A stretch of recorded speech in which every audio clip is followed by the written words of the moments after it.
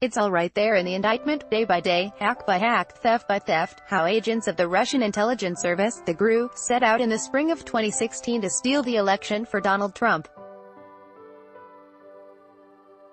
When you track the actions taken by Russian intelligence in the indictment with statements made by Trump and actions taken on his behalf by members of his campaign, the picture is as clear as an iPhone photo. Agents of the Russian government coordinated with members of the Trump campaign and took cues from Trump himself in order to influence the election of 2016.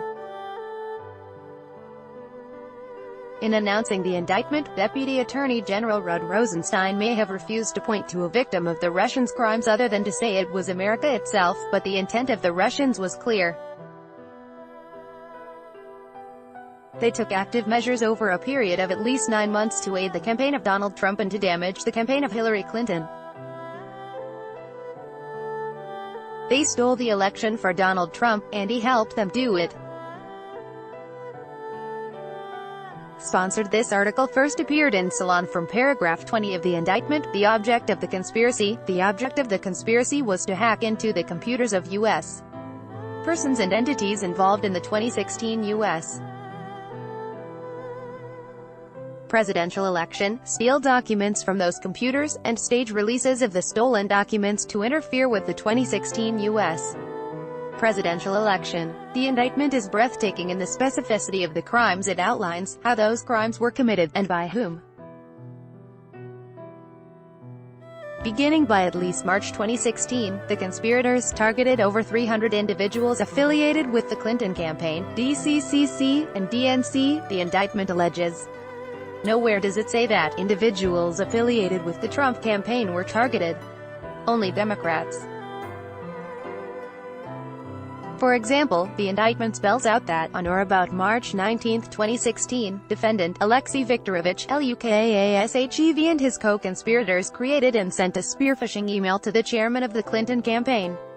It further alleges that, on or about March 25, 2016, Lukashev used the same John 356GH account to mask additional links included in spear-phishing emails sent to numerous individuals affiliated with the Clinton campaign.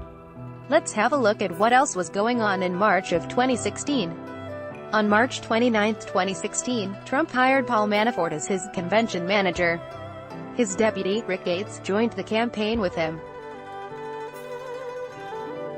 Both Manafort and Gates had worked for many years in the Ukraine and Russia and had numerous contacts with Russian intelligence operatives, including Konstantin Kilimnik, who was indicted by Mueller on June 18 of this year on charges of conspiracy to obstruct justice in conjunction with Manafort.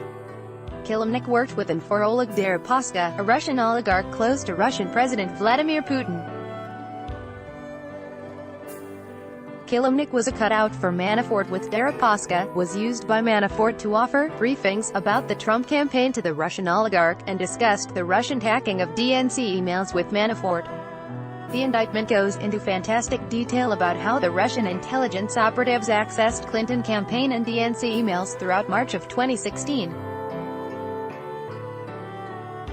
Then, in April, they began downloading thousands of the emails.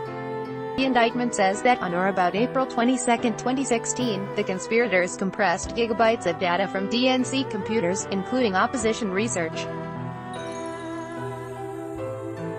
The conspirators later moved the compressed DNC data using X-tunnel to a GRU-leased computer located in Illinois. Let's pause to have a look at what else was going on in April of 2016. On April 18, a Maltese national and so-called professor, Joseph Nifsud, introduced Trump foreign policy advisor George Papadopoulos to Ivan Timofeyev, the director of a Russian government-controlled think tank called the Russian Government Affairs Council. Timofeyev told Papadopoulos he had high-level connections with the Russian Ministry of Foreign Affairs. Individuals like Timofeyev and operations like his think tank have, for decades, been used by Russian intelligence as cutouts to spy on other countries.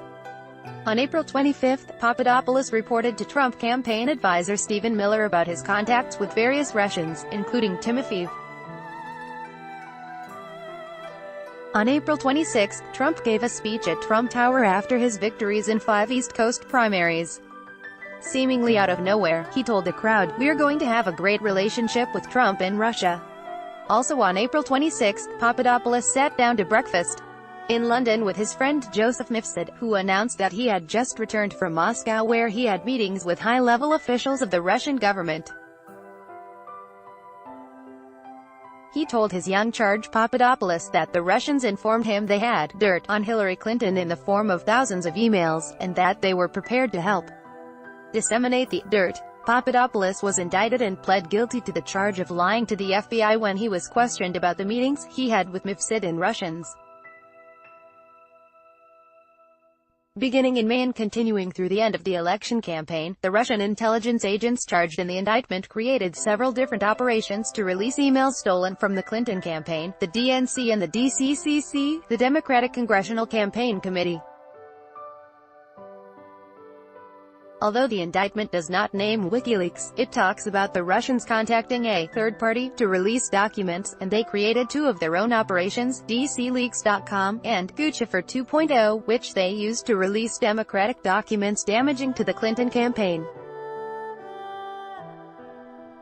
They also created a DCLeaks Facebook page and Twitter account, which they also used to disseminate Democratic documents. According to the indictment, the Russian intelligence agents kept up their theft of Democratic documents for months.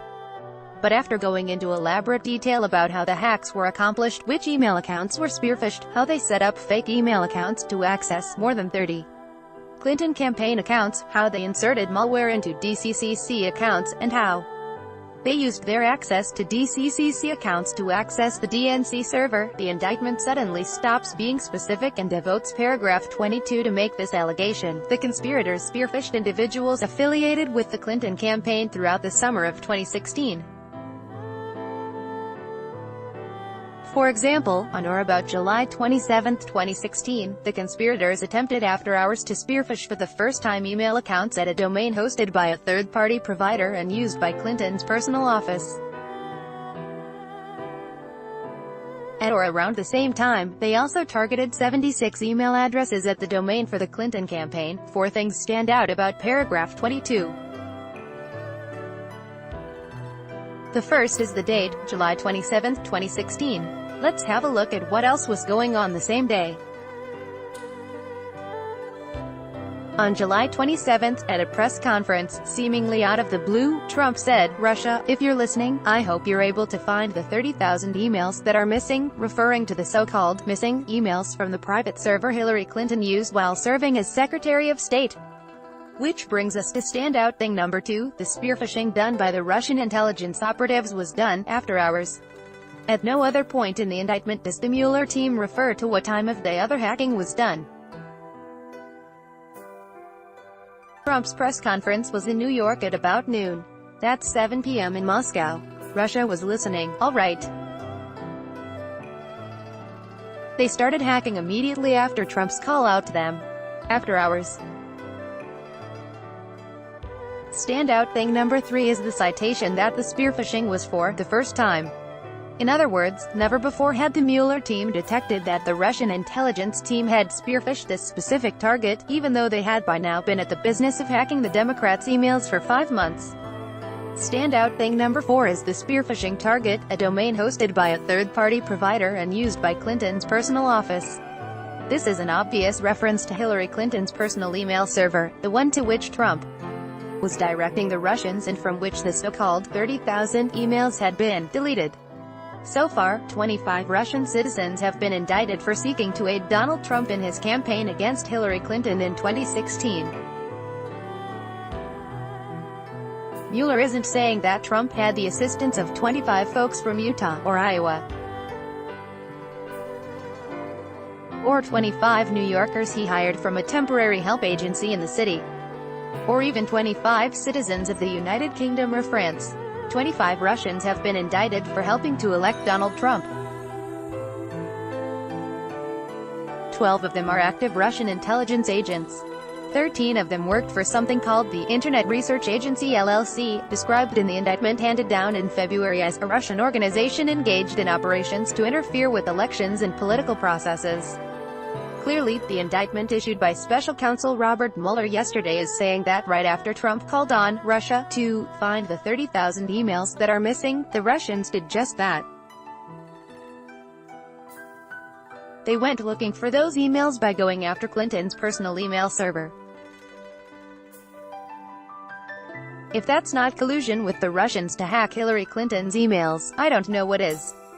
If that's not two acts in a conspiracy, Trump calling out to Russia for help and actual Russian intelligence agents spearphishing emails from Hillary Clinton to provide that help, I don't know what is.